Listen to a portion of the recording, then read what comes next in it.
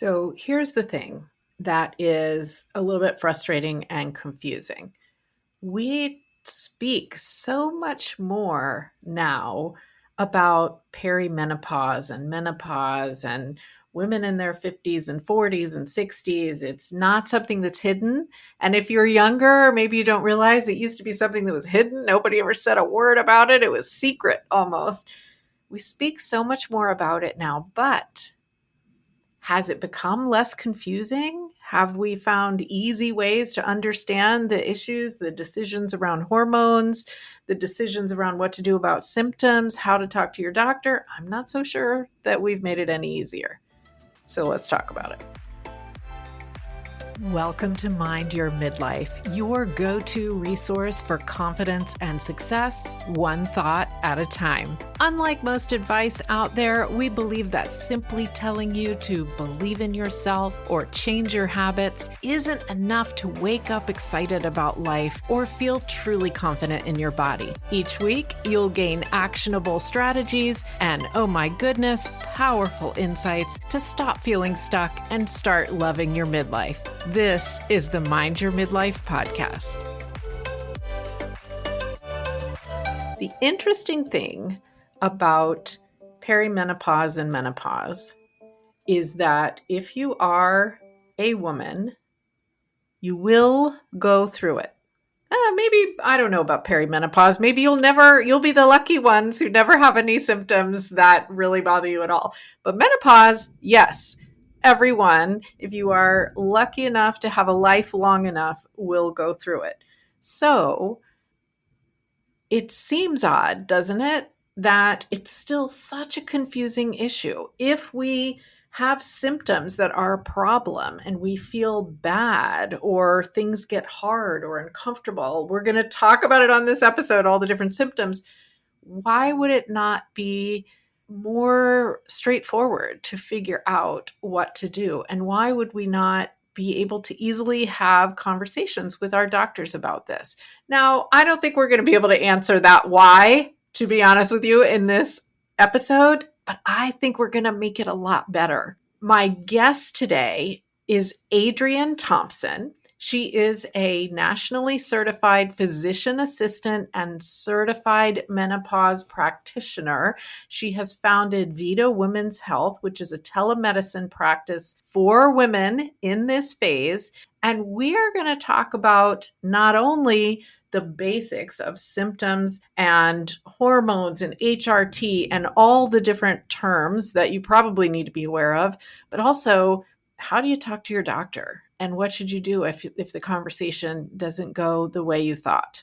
So welcome, Adrian. Thank you. I'm glad to be here. What we're going to talk about is such a popular topic, and I think it's because we feel, I don't know if it's uninformed or powerless or something. A lot of us, I think, feel that way a lot of times. So you are passionate about women's health and particularly hormone health. Tell us how that came about for you. It started about almost 4 years ago now.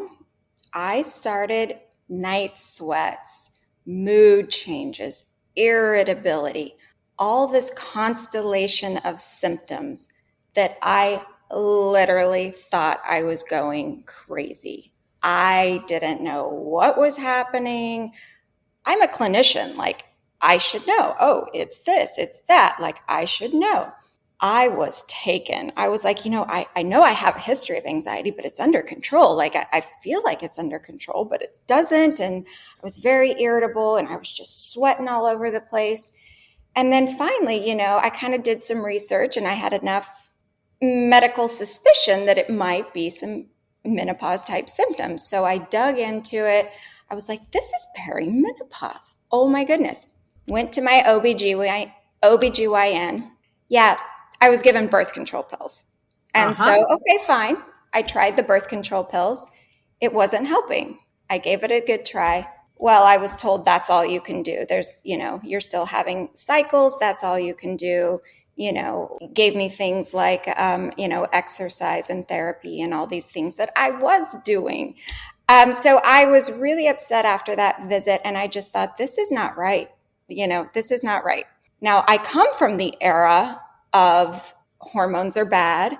We do not Mm-hmm. prescribe hormones. I graduated from PA school in 2003. I know that ages me, but the WHI study came out in 2002, and I bet we'll talk about that later. But I just thought this isn't right. And so I knew enough, and I knew where to go to find the research, and I just kept digging and digging and digging, and I found, this world of information that's incredible.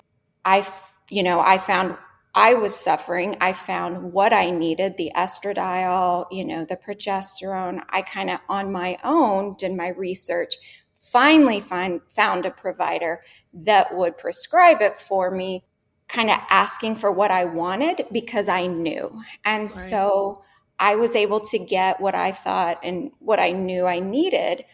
But since then, talking with other women and hearing other women's stories, I just thought this is an area of medicine that needs help. It needs, somebody to speak up for women, to give women a place. So I took this huge deep dive into perimenopause, menopause, weight management, and sexual health. So that's kind of the deep dive I took to hopefully help women get real answers and educate women and hopefully, reassure them that you're not making up these symptoms. These are real symptoms and you can be treated and you can feel better. So just me struggling with my own symptoms and getting dismissed by my OBGYN, Yeah. and then finally getting on the hormones and feeling like myself again, I was like, I have to specialize in this.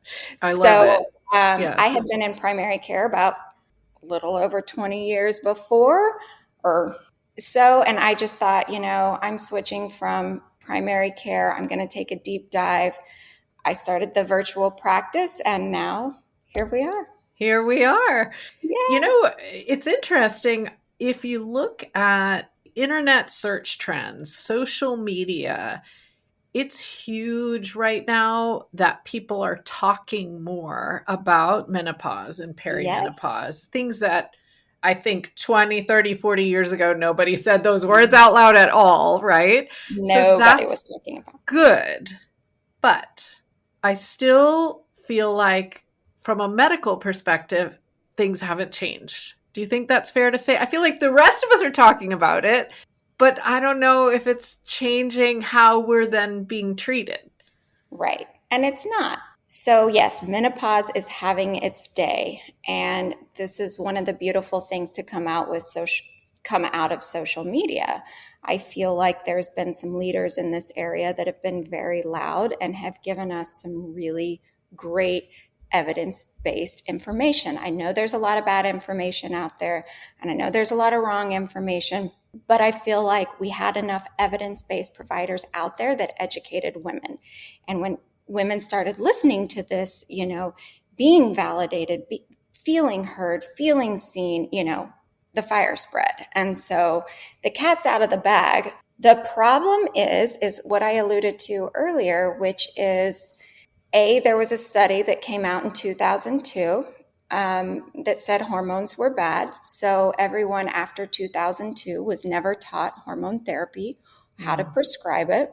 And then there's also that, women's health just hasn't had its day. It hasn't had its funding, and it hasn't had its research. It's really sad when you look back on the research that's been done on women's health, the research that's been, looking into hormone health, looking into menopause, the effects of menopause. It's just not there. It's really just not there. And so most medical providers that were in school, after 2002, or even people that were practicing, didn't learn how to prescribe hormones, didn't learn how to identify perimenopause in people in their late 30s or early 40s. It's happening so much earlier now because we know the symptoms and we know how to identify them. So there is this, a few generations of medical providers who were not taught menopause care, who were told hormones were bad, and do not know how to treat perimenopause or menopausal women. And so unless these clinicians have gone back and studied and learned and taken a deep dive into this on their own, they don't know this information. Yeah, it's really helpful, I think, from my perspective, to at least understand that and to Mm-hmm. know why it has happened. It's not a Mm-hmm. conspiracy against you and me. Uh-huh. But let's take that a little bit further because it sounds like I've had a similar path as you. And in my 40s ish, I'm in my mid 50s now. In my 40s, I was having a bleeding that was really, really heavy. And it Mm-hmm. was really a problem. And I was anemic and all this stuff. And the Uh-huh. only solution I was offered was to go back on the pill, which I didn't want Uh-huh. to do. Uh-huh. And so I didn't do it and I dealt with it and I took my iron and all of that and I switched doctors. And Uh-huh. by the time I switched doctors, it just so happened that I was kind of on the end of that. Okay. And I haven't had any other major symptoms. So now that that's better and I'm kind of hanging in there okay, at my most recent visit, I asked my doctor, should we look into this? Because I was reading about bone health and it seems like estrogen is so important for so many things. And she said, you don't have any bad symptoms. So no, we're not going to look into that. And I found that very frustrating. She dismissed your symptoms. Yes. And I tell that story mainly because I'm sure it's not just me. It is not just you. Did she offer you anything else for your symptoms? No, because I really at this point don't have any symptoms that are terribly annoying. So it was more like, you're fine. Those aren't particularly bad. And that's fair. I'm not super uncomfortable, but Mm-hmm. I want to look at the whole picture, Mm-hmm. and it just felt dismissive. Yeah. So, estrogen is FDA approved for the treatment of moderate to severe vasomotor symptoms. It is FDA approved to prevent osteopenia. It's FDA approved for women who go through, premature ovarian suppression. It's FDA approved to treat vaginal genital urinary syndrome of menopause, so that vaginal dryness, irritation, urinary symptoms. It is not FDA approved for the prevention of dementia or cardiovascular disease or mood or metabolic health. These aren't FDA indications. So we have the information out there. And, if she had ever gone back and read the benefits that they saw in the Right. WHI study of the women that took hormones versus the women that didn't, she would know that if you started on an estrogen, you have a decreased risk of type 2 diabetes because estrogen makes your insulin work better. If you start, estrogen within the 10 years of menopause, forward or backward, decrease your risk for cardiovascular disease, decrease overall risk of fractures, prevents osteopenia, osteoporosis, and a myriad of other things. That would be a conversation to have, and it would be what I do, which is shared decision making.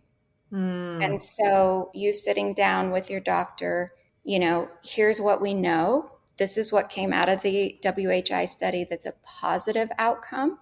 We don't know exactly, all the mechanisms, and it hasn't been studied for all these things in clinical trials, but we do see these benefits. And so it's up to me and you to make that decision of whether or not you want to go on it for preventative health for X, Y, and Z. I So that see. should be shared decision making. I see. That's really helpful. And I tell that story because I hear this a lot, this theme of my doctor doesn't understand, my doctor doesn't listen, I don't Mm-hmm. know what to say. So, can you give us some advice about how to have those conversations or how to kind of make sure that's not the case?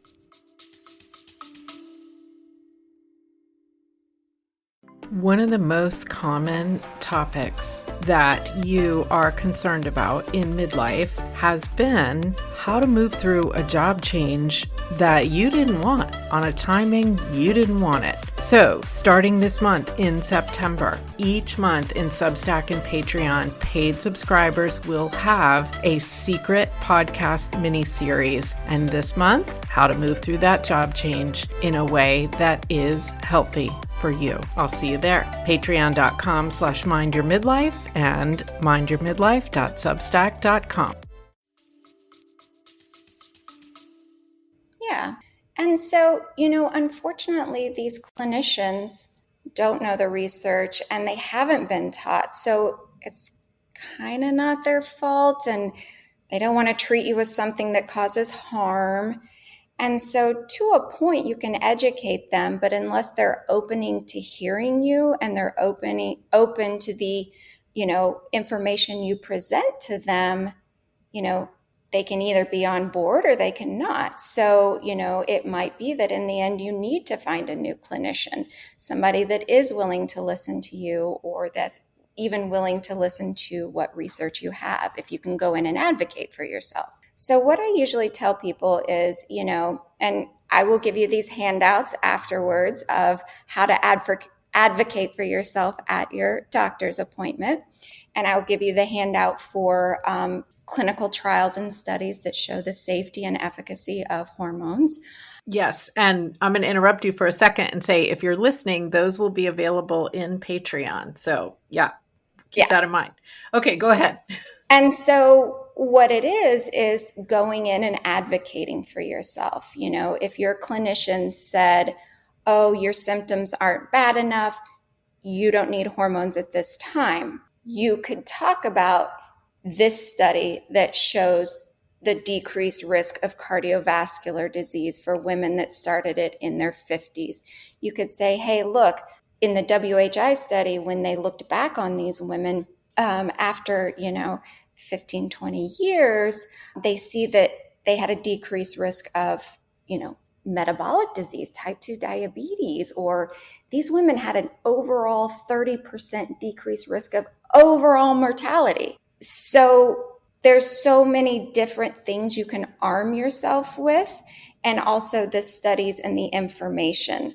There's amazing, I can also give you my list of resources of wonderful evidence-based, podcasts, YouTubes, books, even taking in a book.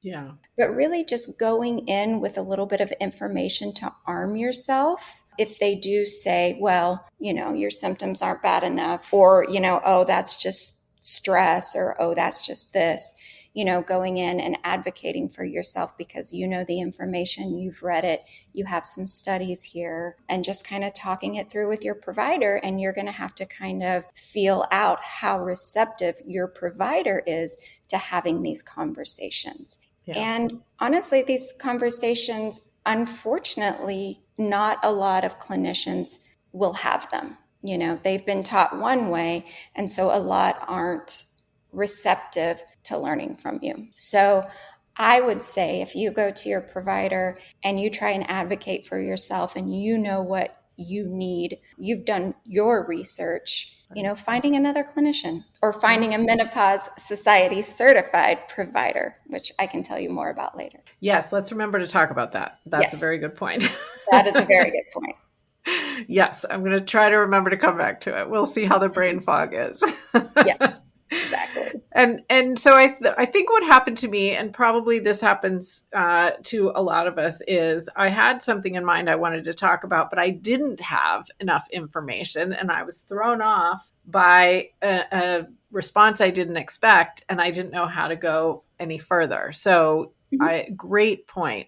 Another thing you could do is now do your research, find, the evidence behind what you're thinking, and go back to see that provider and say, I know I saw you before, and I know my symptoms don't meet the requirements, for moderate to severe hot flashes or what have you, but I also have seen the research on it can prevent dementia, it can prevent cardiovascular disease, metabolic disease, it saves your bones, maybe your mom had a history of osteoporosis or something like that. There's something in your history that increases your risk for osteopenia.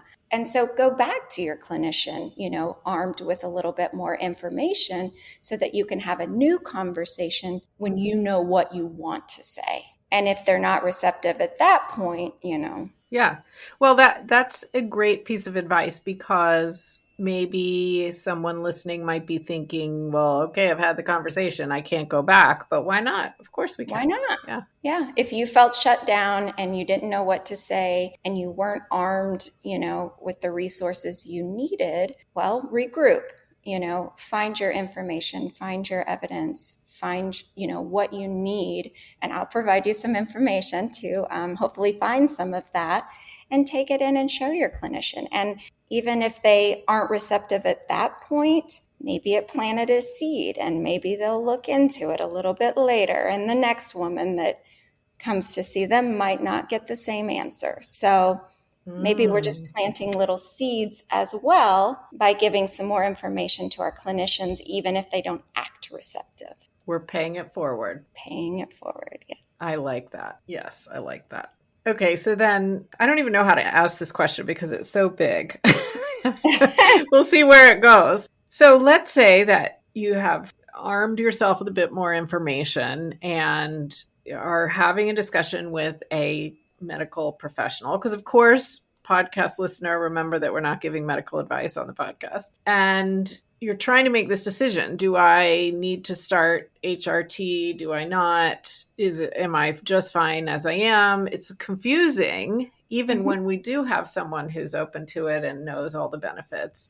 So do you have any advice on kind of where we start to figure that out? Well, kind of how I start with my patients is I listen to their symptoms. So what are their symptoms? What are they complaining of? How intense are they? And so I think when I think of a progesterone deficiency or a low progesterone, I think more of anxiety, difficulty with sleep. When I think of hot flashes, night sweats, joint pains, brain fog, dry skin, dry eyes, moodiness, irritability, I think estrogen. When I hear people say that they're just exhausted, low libido, no sexual desire whatsoever, I'm trying to get through my workouts, I can't get through them, or I'm doing the workouts, I'm not building the muscles, I think more of testosterone. So I kind of intake their symptoms, see what they are, and kind of what hormone do I think would be more appropriate to start with? And then we can talk about that and how that goes. Of course, I always give, non-hormonal options too. So you could weigh your pros and cons about non-hormonal options versus hormonal options. So you can weigh those risks too. So tell me, what is an example of a non-hormonal option? I'm curious. So the first thing is there is a non-hormonal medication now for hot flashes and night sweats that is not an estrogen. It's called Veoza, and it works on these neurons in the brain to help regulate the thermogenic system. And so it's working on the areas of the brain for hot flashes and night sweats that's not estrogen. And then also there is a very, very low dose SSRI, serotonin selective reuptake inhibitor. It's basically like Paxil, if you've ever heard of Paxil, but at a baby dose. And it's been shown in clinical trials to help with hot flashes, night sweats, moodiness. It's nice because it's a really tiny dose, and so you don't get a lot of the sexual side effects from it. You don't get a lot of those normal side effects you might get from the higher doses that we use for anxiety or depression.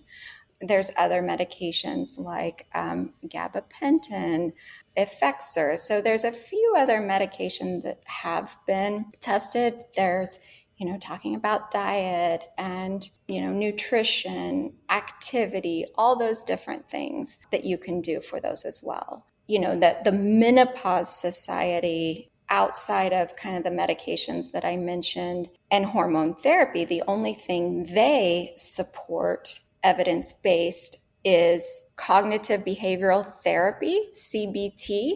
Mm-hmm. therapy for those going through menopause for help with the menopausal symptoms, and hypnosis for menopause. So those are the two non-medication treatment modalities that they recommend outside of the other things I mentioned. So what they don't support and don't have evidence to back up is the herbs and the supplements. There's not an herb or a supplement that's been tried and shown to result in evidence-based improvements in people's symptoms. Wow, there's a lot to unpack from that. Yeah. And if you're listening, there's a thunderstorm going on right outside my house, so hopefully we won't have Oh thunder in no. the background, but we'll see.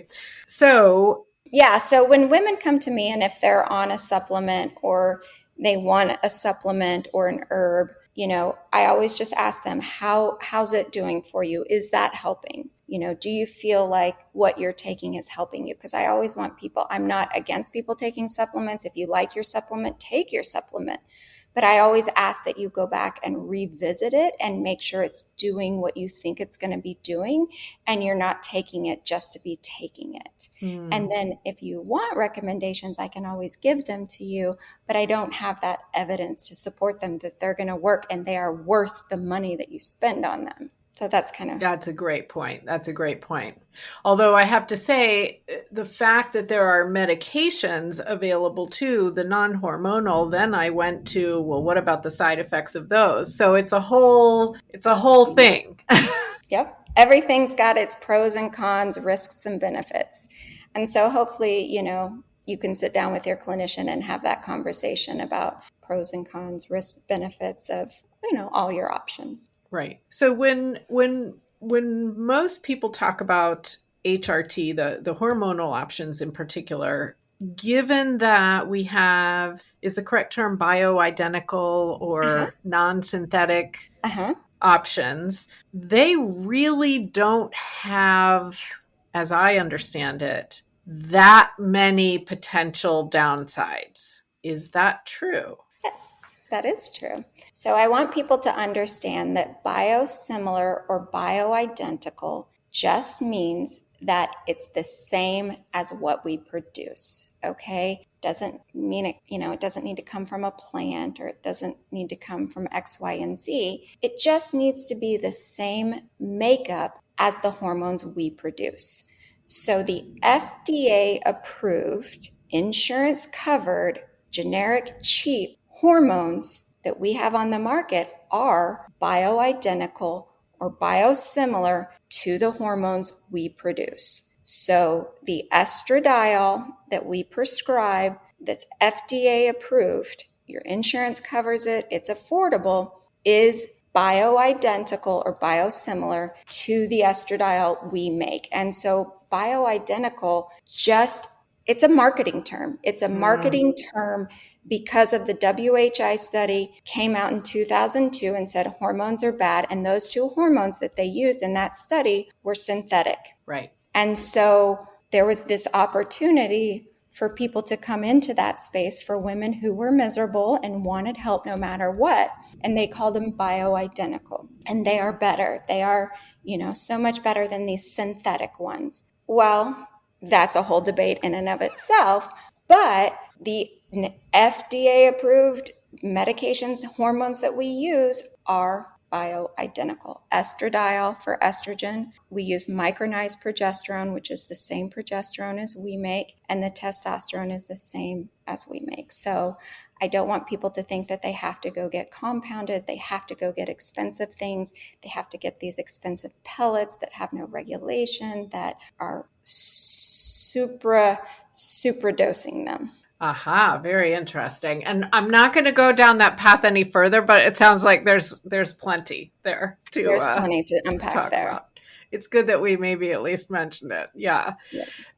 And sort of you may have almost answered this, but I'm going to ask it anyway. In my Patreon community, I always ask them, what would you ask this guest? So they get to put forth questions that I might ask. And Lisa wanted me to ask you, what do you do or suggest, I guess, when you have breast cancer in your family and you shouldn't use hormone replacement therapy. So, and I don't know if that's always true that you can't do it, but that's, I think, what she has been Mhm. told, that she can't do it. So what would you maybe suggest? So I would suggest she finds a new provider who will have an open conversation with her for the pros and cons, risks and benefits. There is no contraindication for someone with a family history of breast cancer to take hormone therapy. There's just Mm-hmm. not. The only contraindication around breast cancer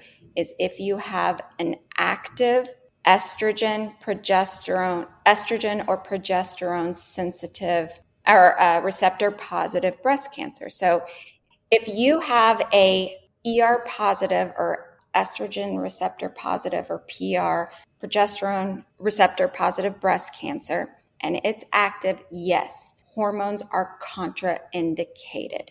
But if Okay. you just have a family history and if you just have a gene that's positive, it doesn't mean that you can't take hormones. We don't even know what, you have to know what type of breast cancer your family had. Was it even hormone Right. receptor Right. positive? We don't even know. And so there's so many nuances to answer that question. I just want to say it is not a yes or no question. Well, that's helpful, and hopefully helpful for her as well. I think it's time to have a little fun with this topic. So I made you a little quiz, and you can find it at cherylpfisher.com/menopause quiz. Let's find out if the crazy symptoms we might be experiencing are just midlife stuff or maybe menopause related. See you there. What, just hypothetically, what about somebody who's in remission from Mhm. a breast cancer like that? Once they're in remission, is it still kind of a no-no, or maybe it changes? Yeah, so that's shared decision Yeah. making.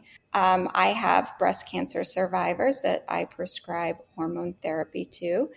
And, it's going over what kind of cancer, what kind of breast cancer they have, what kind of treatment did they have, how far out are they, what are their symptoms, It's a really long history, but no, it is not off the table. And that is shared decision making with Right. somebody that can give you answers. And let's just put it out there that even if you have breast cancer, you can take vaginal estrogen. Vaginal estrogen is FDA indicated for the genital urinary syndrome of menopause. It is a topical application of estrogen to the vaginal tissues, the vulva tissues. It does not absorb into the blood to a level that will change your estradiol levels if you use it appropriately. It's so low dose. And a lot of these women have been shot into menopause by their ovarian suppression, by their medication they're having to take. And so they can have really bad vaginal dryness, vaginal irritation, pain with sex. They can't even have sex. They might be, losing control of their bladder, peeing all the time, urgent to go. Might even not be able to have an orgasm anymore or get aroused. These are estrogen receptor tissues that need estrogen. And a lot of women are stripped of those hormones and don't know that there's a very safe option available. The American Urology Association just came out with clinical guidelines for GSM, and they mention in those guidelines that women with a history of breast cancer can take this medication. And let's just go back for 1 second. I just want to mention one thing, and a lot of women don't know this, so I'm going to point it out, is that in that WHI study that came out in 2002 that said hormones are bad, well, there were two arms of that study. One arm was a group of women who didn't have a uterus, and so they didn't have to take a progesterone, they only took estrogen. There was another arm of that study, the women had a uterus, so they had to take a progesterone with the estrogen to protect their uterus from endometrial hyperplasia. Well, the women that were in the arm with no uterus that only took the estrogen had a 23% decreased risk of breast cancer. And those women who did get breast cancer had a less chance of dying from it than the placebo group of women that didn't take the estrogen. Wow. So it was the arm of women that had the uterus that took a progestogen, so a synthetic progesterone that we don't use today. And they think that that was what caused that slight increase. Instead of 5 women in 10,000 getting breast cancer, maybe 8 women in 10,000 got breast cancer. So it was a very small increase. The absolute risk is very small. It's like 0.1% increased risk with this progestogen. So we know that the women that got estrogen only had a decreased risk of breast cancer. And a lot of people don't talk about that, and a lot of people don't know that. Yes, thank you for going back to that. Certainly with regard to breast cancer, but also I wondered about the vaginal estrogen because you see it everywhere. Everybody's talking about it. Yeah.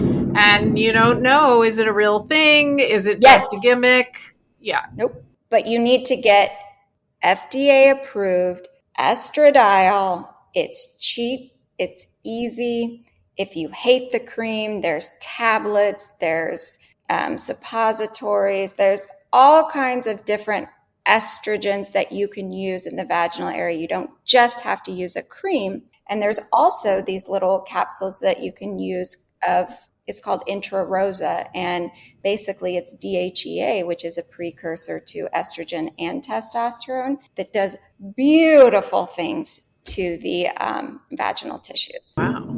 Okay. So you'll find a lot of people online, marketing their compounded vaginal estrogen creams or estriol creams.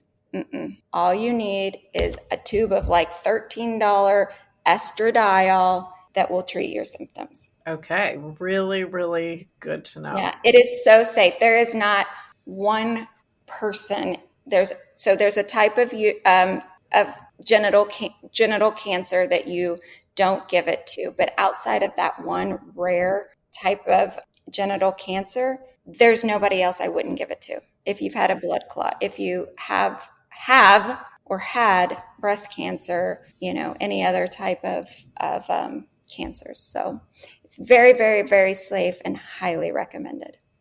Great information. Excellent. Yes. Okay, I have this feeling we could talk about this all day, so I'm going to rein us in. And before I forget to do this, tell us where people can find you, because I know you have a virtual business, which means even if someone doesn't live right next door to you, they might be able to work with you. So my virtual practice is called Vida, Vida. So it's Spanish for life, Vida Women's Health. And you can find me at my website is www.vidawomenshealth.com. My Instagram is at Vida_Women's Health. Or you can email me at Adrian at Vida Women's Health. So perfect. Anyway, you can message me anywhere, but you can find me there. Perfect. And I'll have all that in the show notes for sure. Yeah. And you mentioned before the listing of doctors, Menopause Society, I think, right? Yes. Tell us what that is. Let's mention that. Yes. So if you're having problems finding a clinician that is giving you what you think or know you need versus, what they're offering, and you want to find a menopause specialist, the Menopause Society is the governing body for all recommendations, evidence-based medicine for clinicians treating perimenopause, menopause. So the Menopause Society, we get certified as a clinician. We take the test with the Menopause Society and become certified Menopause Society providers. So the beautiful thing is on their website, they have a directory and you can go into their directory. So anybody that takes the test, passes the test, is listed on there. Now, anybody who joins the Menopause Society can be listed on there too. So what's important is you go to the directory, You filter for your state, in person, virtual, who you want to see. And then you find a clinician and make sure that they are MSCP, Menopause Society Certified Provider. They have those credentials. Okay. Because that means they've taken the test and they know the latest evidence-based recommendations for hormone therapy, non-hormone therapy, all kinds of information. Now, that doesn't mean that they are comfortable with breast cancer survivors. So that's a little bit more nuanced. But for just general menopause, perimenopause, finding a Menopause Society certified provider is very, very helpful. Excellent. Thank you. That's Yes. great. And I'll put that website in the show notes as well, for sure. Absolutely. And on their website, they have a plethora of good information on these topics that you can read more about. Excellent. Yeah. Mm-hmm. And clearly the theme is get educated, for sure, because then we can advocate for ourselves. Yeah. Yeah. And you can even print out, the Menopause Society handouts or, anything that's coming from the Menopause Society, a clinician should know and trust.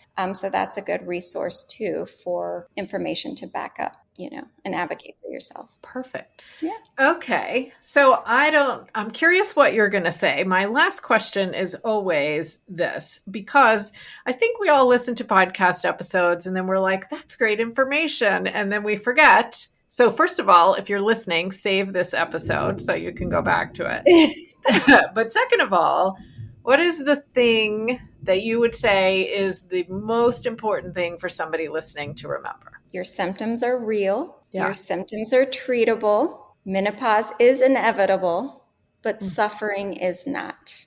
Ooh. Yes. I think I'll quote you on that. Yes, it's fantastic.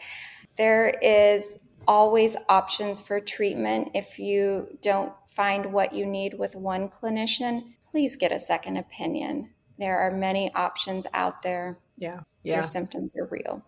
Perfect way to wrap it up. And yes, the second opinion thing, it's interesting how often we feel bad for doing that, and we shouldn't. So, and medicine, we practice medicine. So just know that it is the practice of medicine. So the way one clinician practices is not the way another clinician practices, or this one might be specialized in this or that. So getting a second opinion is just finding maybe somebody else that resonates with you more of what you're seeking. Right. I like that. Yeah. Well, Adrian, thank you so much for joining me. This has been a great conversation. You're welcome. I could talk for days on it. Thank you. Thank you for having me. All right. You can watch my social media for that quote that she just said at the end of this episode.